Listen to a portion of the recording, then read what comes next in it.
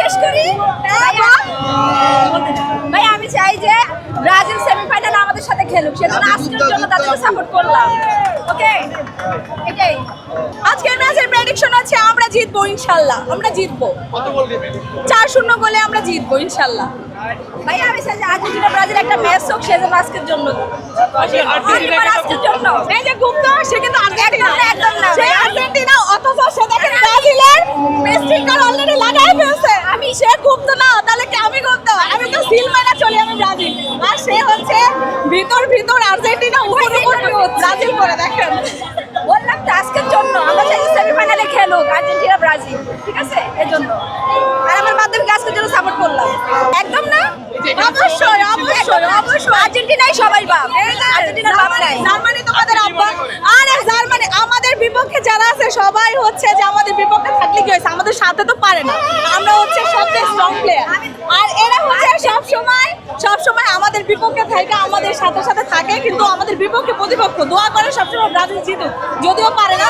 তারপরে এই যে সবসময় চিপিস করে ঘুরে আমার বান্ধবী, আমি চিপিস করে নাই বান্ধবী। আজকে অনেক মজাও করব, প্লাস জানি না কি হবে, সবকিছু আপনারা সবাই দোয়া করবেন। এই তোমরা আসো, খেলা দেখো, আসো একসঙ্গে মজা করি। আমি তো মনে করি না তোমরা আমাদের বিপক্ষ বা শত্রু, সো আসো সবাই খেলা দেখি। এই তো তারা তো আপনাদের বন্ধ মনে করে 7 আপ খাওয়াতে চায়। আসলে এই দুইটা ওয়ার্ড আমার কাছে খুবই ফানি লাগে। ওরা নাকি হচ্ছে সরি আমাদেরকে 7 আপ বলে, আমরা 3 পিস বলি। তো এটা আমি জাস্ট মজা হিসেবে নিই, আর কিচ্ছু না। আমাদের এক্সপেকটেশন থেকে, মানে আমি যদিও ব্রাজিল সমর্থক, সো আমার এই জায়গায় মনে হয় না যে বাদ পড়বে। 3-1 বা 3-2 এরকম হতে পারে, বাট আজকে ব্রাজিল জিতবে এটাই আশা রাখি। আজকে তো ভালো ভালো প্লেয়াররা একটু তো ভয় লাগছে, এটা আসলে মানে বলতে পারছি না। সো আমাদের এক্সপেকটেশন ব্রাজিল জিতবে ইনশাল্লাহ। আসলে আজকে কত মিনিট খেলতে পারবে নেইমার মাঠে?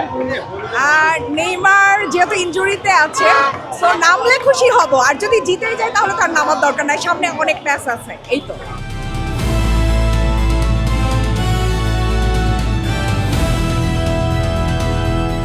দিনাজপুর টিভি, মানুষের জীবনের কথা বলে।